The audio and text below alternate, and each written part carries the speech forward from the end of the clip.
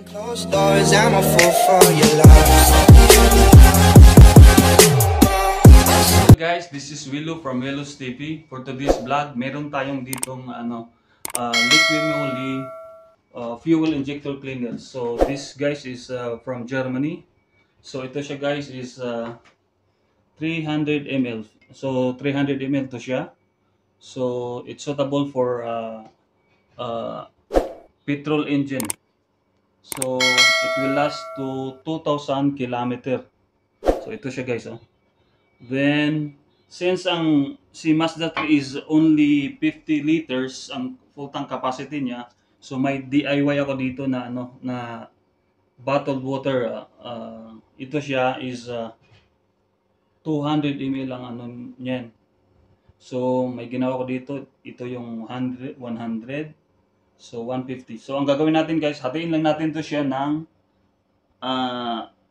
ito ay 300 ml, hatiin lang natin ng 150. So i-transfer natin dito yung 150, then punta tayo ng gas station. Magpa-refuel tayo doon ng mga 35 liters of gas. So ito siya guys, liquid moly from Germany. So ginagamit ko to siya para lalo na pag may long distance biyahe ako. So okay naman siya. Ito yung number 1 product sa market ngayon. So ito buksan na natin. So this is dandahan lang tayo kasi kung matalsikan ka napaka nito. So ito na siya guys. Tapos ito yung nozzle niya.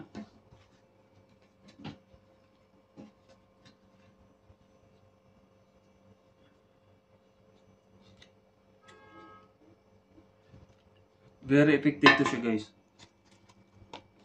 Nakakatipid ka ng gas. Aside from nakakatipid ka,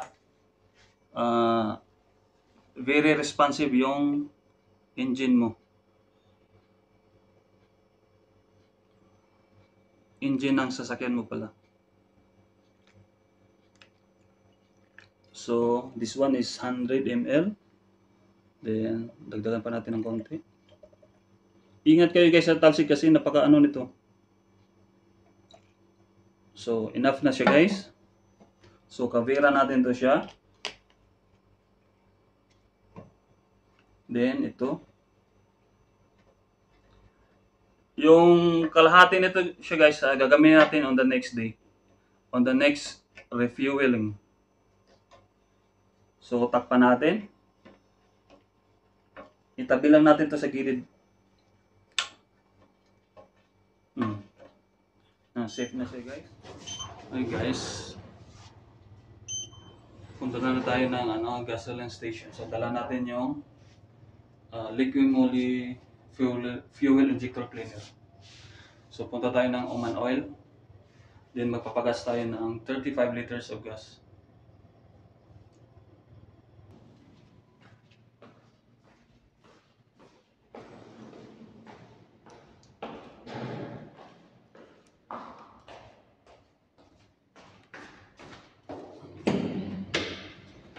Mainit.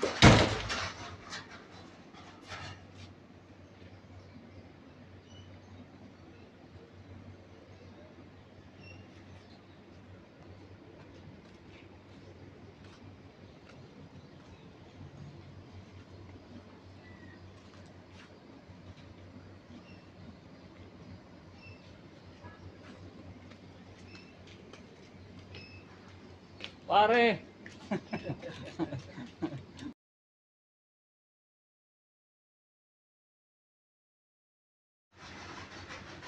Hi, kamusta ka?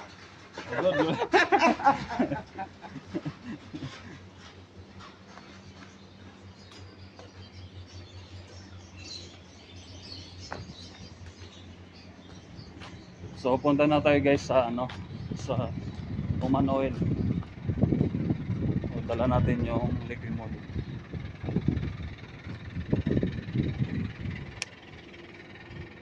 Grabing init.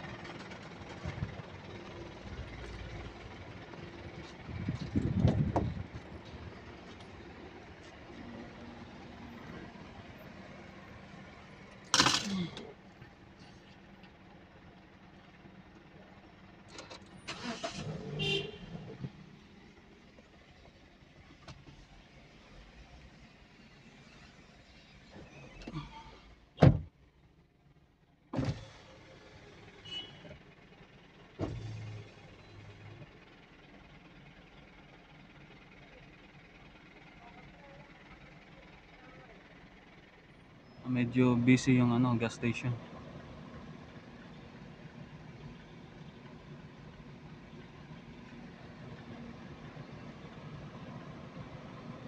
Nandito tayo sa Oman Oil gas station. Yung 150 ml ng Liquimoli fuel injector. Ito. So kakatapos lang natin guys magpa-refill ng 35 liters ng gas. So hindi natin na videohan kanina kasi bawal doon kanina doon sa refilling station. So kakatapos lang natin guys maglagay. So ang gagawin natin, i-start natin yung engine mga at least 1 minute.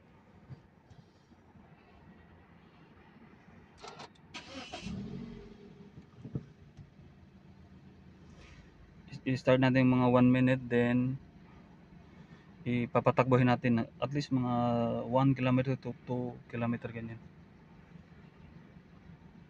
Hanggang dito na lang po ang video natin ngayon at sana ay nagustuhan nyo. At siya nga pala guys, thanks at tayo'y umabot na ng 1,000 subscriber. Salamat sa inyong suporta.